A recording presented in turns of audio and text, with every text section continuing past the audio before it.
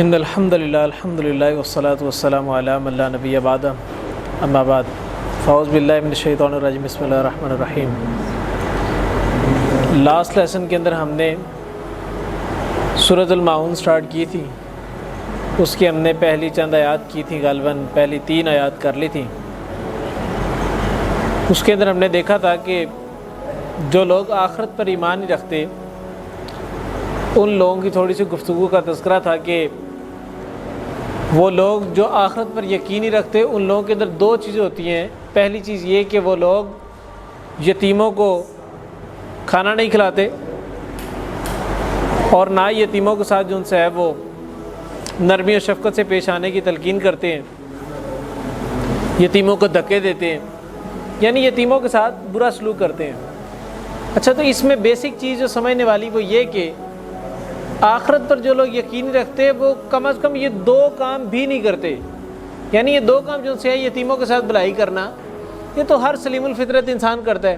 کوئی ان پڑھ جاہل بھی ہے نا، اس کا بھی یہ نہیں دل کرے کہ وہ غریب کو دھکا دے۔ کوئی جاہل انسان بھی ہے، وہ بھی اس کا بھی یہ دل نہیں کرے کہ وہ غریب کو کھانا نہ کھلائے، کسی بھوکے کو کھانا نہ کھلائے۔ وہ ساروں کی خدمت کرے گا، بھوکے انسانوں کی خدمت کرے گا۔ لیکن اللہ تعالیٰ نے کہا جو آخرت پہ یقین رکھتے ہیں ان کا وہ اس چیز پہ بھی یقین نہیں رکھتے کہ یتیموں کے ساتھ بھلائی کرنی چاہیے، وہ اتنا کام بھی نہیں کرتے، یعنی وہ اتنے جو ان سے ہیں وہ انسانیت سے نکلے ہوئے ہوتے ہیں، اتنی برائیوں کے اندر گئے ہوئے ہوتے ہیں۔ پھر آگے اللہ تعالیٰ نے فرمایا فویل للمصلین، ہلاکت ہے، ویل ہے کن کے لیے؟ للمصلین، نمازیوں کے لیے۔ اب یہاں پہ سوال پیدا ہو سکتا ہے کہ اللہ تعالیٰ نے ان لوگوں کے لیے تو ہلاکت کا تذکرہ کیا نہیں جو لوگ نماز پڑھتے ہی نہیں۔ اللہ نے فرمایا فویل للمصلین، ہلاکت ان کے لیے جو نمازی ہیں۔ اس سے مراد کیا ہے؟ پہلی چیز ویل کیا ہوتی ہے؟ فویل للمصلین 2 لفظ ہے نا، فویل پس ہلاکت ہے، یہ ویل ہے للمصلین، نمازیوں کے لیے۔ ویل اصل میں ایک جہنم کی وادی کا نام ہے، جہنم کی وادی کا نام ہے۔ یہ وادی وہ وادی ہے جس کے بارے کے اندر رسول اللہ صلی اللہ علیہ وسلم نے بیان فرمایا کہ یہ وادی جہنم کی ایسی وادی ہے جس سے جہنم بھی پناہ مانگتی ہے اللہ تعالیٰ کی، یعنی اتنی سخت قسم کی وادی ہے جہاں پر اتنی سخت قسم کی سزائیں ہوں گی، وہاں پر جہنم بھی باقاعدہ اس وادی سے پناہ مانگتی ہے۔ دوسرا فرمایا کہ یہ وادی کن کے لیے ہوگی؟ للمصلین، نمازیوں کے لیے ہوگی۔ اس سے مراد کون سے نمازی ہیں؟ جو 5 وقت کی نماز پڑھتے ہیں۔ اس سے مراد بلکہ وہ نمازی ہیں جو لوگ نماز کے اندر کوتاہی کرتے ہیں۔ ایک ہوتا ہے کہ نماز سرے سے پڑھنا ہی نہ، وہ تو ایک کیس ہی ایکسیپشنل نام۔ یہاں پر فرمایا ان لوگوں کے لیے ہلاکت ہے، ان لوگوں کے لیے ویل ہے جو کہ نماز پڑھتے ہیں لیکن کبھی کبھار پڑھتے ہیں، دل کیا پڑھ لیا، دل کیا نہ پڑھا، ٹھیک ہے، اور نماز پڑھی نہ پڑھی ان کے لیے برابر ہے۔ یعنی جب نماز وہ نہیں بھی پڑھتے ان کے دل کے اندر یہ رنج، یہ غم، یہ ٹینشن نہیں ہوتی کہ یار میں نماز نہیں پڑھی، ان کے دل کے اندر یہ ملامت نہیں ہوتی۔ ایک انسان وہ ہے جو گناہ کرتا ہے، گناہ کرنے کے بعد اس کے دل کے اندر ملامت رہتی ہے، اس کا نفس ملامت کرتا ہے، یار تو نے گناہ کر لیے، کیسا تو بندہ ہے، کیسا مسلمان ہے، ایک جگہ قرآن مجید کی تلاوت کرتا ہے، ایک جگہ قرآن مجید کے کورسز اٹینڈ کرتا ہے، دوسری ہے تو گناہ کر، دل ملامت کرتا ہے۔ یہ جو کنڈیشن ہے یہ ایمان کے سچے ہونے کی دلیل ہے، ایمان کے جاگتے رہنے کی دلیل ہے۔ پروفیٹ صلی اللہ علیہ وسلم کے پاس کوئی صحابہ رائے کہنے لگے کہ اللہ کے رسول ہمیں سمجھ نہیں آتی کہ ہماری کنڈیشن کیا ہو رہی ہے۔ اللہ کے رسول نے کیا ہوا ہے؟ کہنے لگے کہ یا رسول اللہ جب ہم بات کرتے ہیں، جب آپ کے پاس ہوتے ہیں نا، آپ کے پاس بیٹھے ہوتے ہیں آپ کی مجلس میں، تب تو ایمان بڑا مضبوط ہوتا ہے، لیکن جب آپ سے اٹھ کے کاروبار کی طرف جاتے ہیں، اپنے کام کاج کی طرف جاتے ہیں، تب ہمارا ایمان بڑا کمزور ہوتا ہے، ہمیں سمجھ نہیں آتی، لگتا ہے منافق ہو گئے۔ تو اللہ کے رسول نے فرمایا الایمان یزید و ینقص، ایمان بڑھتا بھی ہے اور ایمان گھٹتا بھی ہے۔ یہ ایمان کے قائم رہنے کی دلیل ہے کہ ایمان ابھی بھی موجود ہے۔ جس شخص کا ایمان بڑھتا گھٹتا نہیں نا، اس کا مطلب اس کے اندر ایمان باقی نہیں رہا۔ یہ ایک دنیا کا رول ہے، جو چیز فلیکچویٹ ہوتی ہے نا، اوپر نیچے ہوتی رہتی ہے، وہ چیز قائم رہتی ہے۔ جب آپ نے اکثر موویز کے اندر بھی دیکھا ہوگا، ویڈیوز کے اندر بھی دیکھا ہوگا، یا ہاسپٹل میں جو لوگ جاتے ہیں انہوں نے بھی دیکھا ہوگا کہ ایک ہارٹ بیٹ کے لیے نا ایک مشین لگی ہوتی ہے، اس کے اوپر ہارٹ کی جو دل کی جو رفتار ہوتی ہے نا، وہ اوپر نیچے اس طرح سوئی فلیکچویٹ کر رہی ہوتی ہے۔ جب وہ سٹیبل ہو جاتی ہے نا ایک جگہ، اس کا مطلب ہے کہ دل فلیٹ ہو گیا، بندہ فلیٹ ہو چکا ہے۔ لیکن کیونکہ وہ سوئی اوپر نیچے فلیکچویٹ کر رہی ہوتی ہے، وہ ریشو اوپر نیچے فلیکچویٹ کر رہی ہوتی ہے، اس کا مطلب ہوتا ہے کہ دل ابھی بھی زندہ ہے، انسان ابھی زندہ ہے، یعنی زندگی کی علامت ہے چیزوں کا فلیکچویٹ کرنا۔ اسی طریقے سے ایمان کی زندہ ہونے کی بھی علامت ہے کہ ایمان بھی فلیکچویٹ کرتا ہے، کبھی اوپر جاتا ہے کبھی نیچے جاتا ہے۔ ہماری بھی کنڈیشن یہی ہوتی ہے۔ رمضان کا مہینہ آتا ہے، جیسے ہی رمضان کا مہینہ سٹارٹ ہوتا ہے ساروں کے ایمان بوسٹ کر رہے ہوتے ہیں کہ اب ہم نے سارے روزے بھی رکھنے ہیں، ہم نے 5 نمازیں پڑھنی، مسجد میں جا کے پڑھنی ہے، کوئی گناہ بھی نہیں کرنا ہے، ڈیلی بیٹھ کے ایک سپارے کی تلاوت بھی کرنی ہے، ساری ہماری یہ چیزیں ہوتی ہیں، گانے بھی نہیں سننے، آئی کے بعد کچھ بھی نہیں کرنا، موویز بھی نہیں دیکھنی اور کسی کو گالی بھی نہیں دینی، زیادہ باہر بھی نہیں پھرنا، کچھ بھی نہیں کرنا، بس نیکیاں کرنی ہے۔ یہ ایمان فلیکچویٹ کر رہا تھا، ایمان اوپر کی طرف جا رہا ہوتا ہے، ایمان یزید، وہ ایمان بڑھ رہا ہوتا ہے، ایمان اوپر کی طرف جا رہا ہوتا ہے۔ لیکن جیسے ہی رمضان اینڈ ہوتا ہے، عید کا دن ابھی آتا ہے، عید کا دن بھی نہیں آتا، ابھی چاند رات ہی آتی ہے، ایمان وینقص، ایمان نیچے آنا شروع ہوتا ہے۔ جو ایمان جس سپیڈ سے اوپر گیا تھا اسی سپیڈ سے نیچے آتا ہے، بلکہ اس سے زیادہ سپیڈ سے نیچے آتا ہے کہ ابھی یہ روزے کی افطاری کی ہے ہم نے، آخری روزے کی، اور یہاں پر چاند نظر آیا اور وہیں پر جو سے ہے وہ گاڑی کو نکالا اور اس کے اندر ڈی جے لگایا اور سارے پیچھے شیشے وغیرہ کھول کے تو بازاروں کے اندر نکل پڑتے۔ ہوتا ہے نا ایسے، یہ چیزیں ہماری سوسائٹی کے اندر پائی جاتی ہیں۔ یعنی ایمان جس سپیڈ سے بڑھ رہا ہوتا ہے اسے ڈبل سپیڈ سے ایمان نیچے بھی آتا ہے جب رمضان گزر جاتا ہے۔ یہ وہ بات میں کہنا چاہ رہا ہوں کہ ایمان ابھی فلیکچویٹ کر رہا ہے، اس کا مطلب ایمان قائم ہے، ابھی ایمان زندہ ہے۔ بہرحال یہ تو ایک چیز وہ ہے جو کہ ایمان کے زندہ ہونے کی علامت ہے، لیکن اس کا ہرگز مطلب یہ نہیں ہے کہ انسان رمضان گزرنے کے بعد ایک گناہ دوبارہ شروع کر دے۔ اسی زمرے کے اندر ایک اور بات بتاتا چلوں، ہمیں کیسے پتہ چلے گا کہ ہمارے روزے قبول ہو گئے، ہمارا ایمان، ہمارا رمضان قبول ہو چکا ہے؟ اس کی صرف ایک ہی دلیل ہے، ایک ہی نشانی ہے، اس کا ایک ہی لٹمس ٹیسٹ ہے۔ اگر ٹیسٹ کرنا چاہتے ہیں نا کہ ہمارا رمضان جو سے اللہ تعالیٰ کے یہاں قبول ہوا کہ نہیں ہوا، اس کا ایک ہی لٹمس پیپر ہے، لٹمس ٹیسٹ وہ یہی ہے کہ انسان رمضان کے بعد کی کنڈیشن دیکھے، میرے رمضان کے بعد کیا حالت ہے۔ اگر ایمان کچھ حد تک تو نیچے ہوتا ہی ہوتا ہے، لیکن یہ ہے کہ اگر زیادہ تر غالب امکانات یہ کہ اگر زیادہ تر چیزیں ویسے ہی قائم ہے رمضان والی، تو اس کا مطلب کہ روزے قبول ہو گئے ہیں، ہمارا رمضان اللہ تعالیٰ کے ہاں مقبول ہو گیا ہے۔ اگر چیزیں بالکل 180 کے اینگل پہ اپوزٹ ہو گئی ہیں تو اس کا مطلب سمجھ لے کہ بس رمضان تک ہی ثواب تھا اس کا، اس کے بعد اس کا کوئی اثر نہیں رہا۔ ہم ہمیشہ وہ پینٹ لیتے ہیں گھروں میں پینٹ کرنے کے لیے جس پینٹ کا اثر کافی دیر تک قائم رہے، جس پینٹ کے اندر جو ان سے ہے وہ کمی نہ آئے، اس کے کلر کے اندر کمی نہ آئے، اس کا کلر اترے نہ، ہم مضبوط کلر لیتے ہیں، ٹھیک ہے۔ یہاں پر بھی وہ چیز اللہ تعالیٰ کے مقبول ہے جو مضبوط اور دیر پائے، جو ہمیشہ چلنے والی ہے، اللہ تعالیٰ کے یہاں چیزیں وہ قبول ہوتی ہیں۔ فرمایا کہ فویل للمصلین، ہلاکت ہے ان نمازیوں کے لیے جو نماز میں کوتاہی کرتے ہیں، الذین هم عن صلاتهم ساہون، اور جو اپنی نماز سے غافل ہوتے ہیں، یہ اپنی نماز سے جو ان سے نا وہ غفلت برتے ہیں، یعنی نماز کے اندر کبھی پڑھ لی کبھی نہیں پڑھی۔ یہ دونوں آیتیں تقریباً ایک جیسی ہیں۔ یہاں پر اصل میں منافقوں کا تذکرہ نہیں، منافقین کا تذکرہ ہے۔ اللہ تعالیٰ ہمیں اس عادت سے بچائے، ہماری بعض کا اس طرح ہوتی کہ نمازیں اوپر نیچے ہو رہی تھی، کبھی پڑھ لی کبھی نہ پڑھی، کبھی لیٹ پڑھ لی کبھی جلدی پڑھ لی، کبھی پورا دن نمازیں پڑھتے رہے اور کبھی جو ان سے ہے نا پورا دن۔ ان دو آیتوں کے اندر اللہ تعالیٰ نے ان لوگوں کا صرف تذکرہ کیا جو لوگ نمازوں کے اندر کوتاہی کرتے ہیں، یہاں پر ان کے لیے سزا بتائی گئی۔ یعنی اللہ تعالیٰ نے ان لوگوں کی سزا بتانا بھی پسند نہیں کی جو لوگ نمازیں پڑھتے ہی نہیں ہیں۔ میں نے پہلے بات کی تھی، ایک ہوتا ہے کہ نماز سرے سے پڑھنا ہی نہ، اور ایک ہوتا ہے نماز کے اندر کوتاہی کرنا۔ نماز میں کوتاہی کرنے کی اتنی سخت سزا ہے تو نماز نہ پڑھنے کی سزا کتنی ہوگی یہ اللہ تعالیٰ ہی بہتر جانتا ہے، اور یہ کل قیامت کے دن ہی پتہ لگے گا۔ اللہ تعالیٰ سے دعا ہے کہ اللہ تعالیٰ ہمیں نمازوں کی پابندی کرنے کی توفیق عطا فرمائے اور نماز کو قائم کرنے کی توفیق عطا فرمائے۔ چلیں نیکسٹ پارٹ کھول لیتے ہیں۔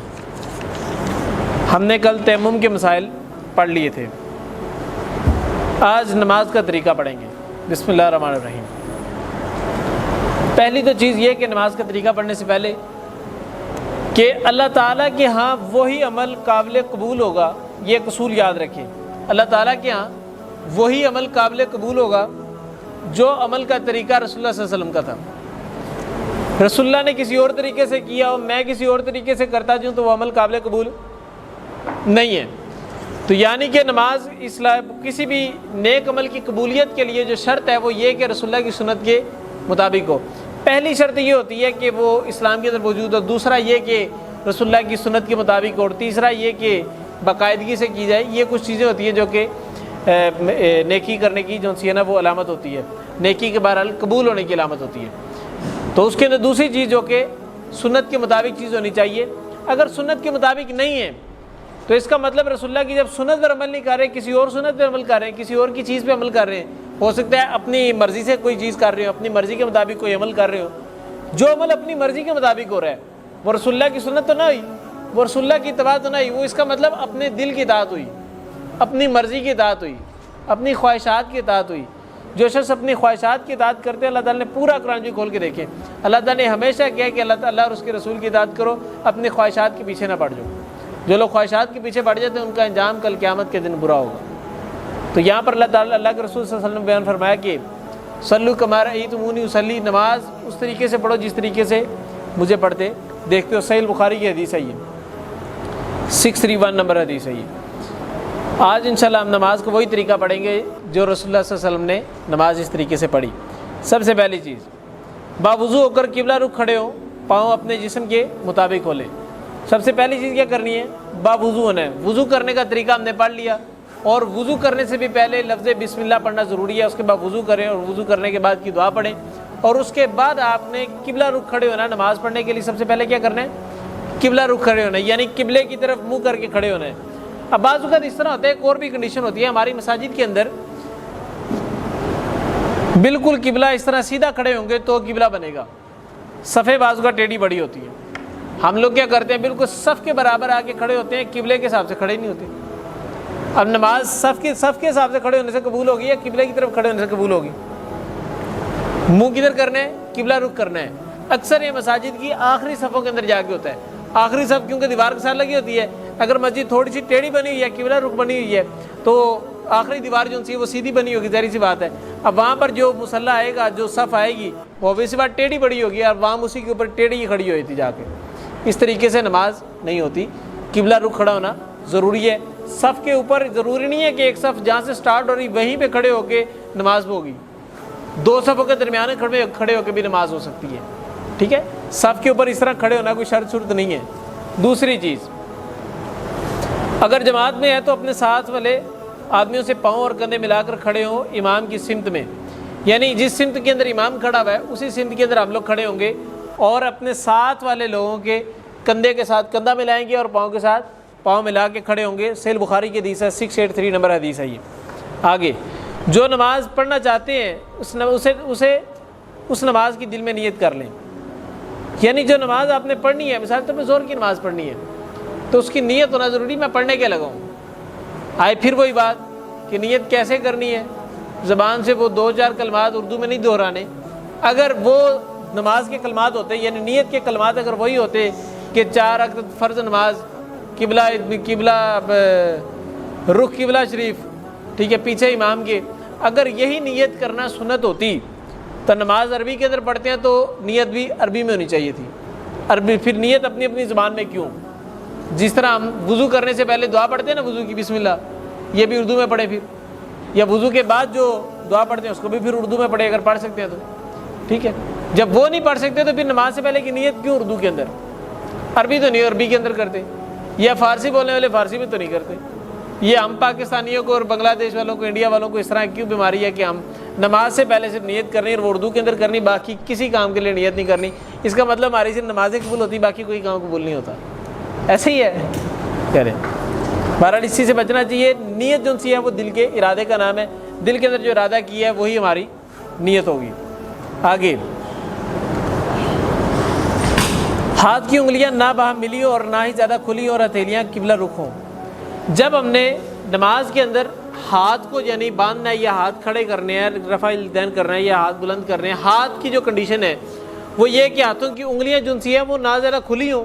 کچھ لوگ ہوتے ہیں ایسے کر کے نماز پڑھ رہے ہوتے ہیں، ایسے بھی نہیں ہوتی، کچھ ایسے کر کے پڑھ رہے ہوتے ہیں، ایسے بھی نہیں ہونی چاہیے۔ یعنی نماز کے اندر جب ہاتھ آپ نے رکھنے ہیں تو ہاتھوں کی انگلیوں کے درمیانہ فاصلہ ہو، اتنا سا۔ یہ ایک نارمل ہے، جس طرح ہاتھ ہم نارمل کھولتے ہیں اتنا ہی ہاتھ کھولتے ہیں نا، کوئی ایسے کر کے تو نہیں کھول کے رکھتا، ایسے کر کے تو نہیں کوئی چلتا ساری زندگی۔ نارمل ہاتھ ہوتے ہیں اس کے نہ بالکل ایسے کر کے کوئی عام روٹین میں رکھتا ہے۔ نارمل جو ہاتھ ہوتے ہیں اسی ہاتھ کے اندر آپ لوگ نماز پڑھیں گے، اور وہی ہاتھ ان سے قبلہ رخ اٹھائیں گے۔ جب تکبیر تحریمہ کہیں گے، اللہ اکبر کہیں گے، تو ہاتھ اسی طریقے سے اٹھائیں گے، قبلہ رخ کریں گے، اور آپ کی انگلیوں کے درمیان فاصلہ ایک نارمل ہی ہوگا۔ اس کے بعد تکبیر تحریمہ یعنی اللہ اکبر کہیں گے، صحیح بخاری اور صحیح مسلم کی حدیث ہے۔ دونوں ہاتھ کو سینے پر اس طرح رکھیں کہ دائیں ہاتھ سے بائیں ہاتھ کی کلائی کو پکڑا ہوا ہو۔ صحیح بخاری کی حدیث ہے، 740 نمبر حدیث ہے، اور صحیح ابن خزیمہ کے اندر بھی حدیث نقل کی گئی ہے۔ بات وہی جو کل سوال آیا تھا کہ رفع الیدین کے متعلق کیا نقطہ نظر ہونا چاہیے، رفع الیدین کرنا چاہیے نہیں کرنا چاہیے۔ صحیح بخاری کی حدیث آ گئی ہے، اس کے بعد کوئی حدیث بیان کرنے کی نوبت نہیں آتی۔ صحیح بخاری کی حدیث ہم نے پڑھ لی ہے، 740 نمبر حدیث ہے، اور فرمایا کہ دونوں ہاتھ کو سینے پر اس طرح باندھے کہ دائیں ہاتھ سے بائیں ہاتھ کی کلائی کو پکڑا ہو، یعنی دائیں ہاتھ سے بائیں ہاتھ کی کلائی، یہ کلائی ہوتی نا، اس طرح کر کے پکڑا ہو۔ یہ طریقہ ہے سنت طریقہ جو نماز پڑھنے کا ہے۔ نماز کے اندر ہاتھ باندھنے کا طریقہ ہم انشاءاللہ آج کل کے لیسن کے اندر آگے پڑھیں گے۔ 3 طریقے ہوتے ہیں، ایک یہ کہ باقاعدہ بازو کے اوپر جو ہے نا وہ بازو رکھ کے نماز پڑھنا، اس طرح یہ ہاتھ جو ہے یہ پوری کوہنی کے پاس تک ہاتھ رکھنا ہے، اس طرح کر کے نماز پڑھنا، یہ بھی سنت سے ثابت ہے۔ دوسرا طریقہ یہ کہ دائیں ہاتھ کی ہتھیلی سے بائیں ہاتھ کی کلائی کو پکڑا جائے۔ تیسرا طریقہ یہ ہے کہ دائیں ہاتھ کی ہتھیلی کو بائیں ہاتھ کی ہتھیلی کے اوپر رکھا جائے، ایسے کر کے جس طرح ہمارے یہاں اکثر خواتین پڑھتی ہیں۔ یہ تینوں طریقے سنت ثابت ہیں، اس میں کوئی بھی طریقہ کسی خاص عورت کے لیے خاص مرد کے لیے اسپیسیفک نہیں ہے۔ یہ چیز نہیں ہے کہ یہ اس طریقے سے صرف عورتیں باندھیں گی اور اس طریقے سے مرد باندھیں گے، یہ اس طریقے سے مرد باندھیں گے، یہ کوئی طریقہ کسی کے لیے خاص نہیں ہے۔ تینوں طریقے دونوں قسم کے لوگ کر سکتے ہیں، مرد بھی کر سکتے ہیں، عورتیں بھی کر سکتی ہیں۔ چلیں اللہ تعالیٰ سے دعا ہے کہ اللہ تعالیٰ ہمیں سنت کے مطابق نماز پڑھنے کی توفیق عطا فرمائے۔ اگلا پارٹ کھول لیں۔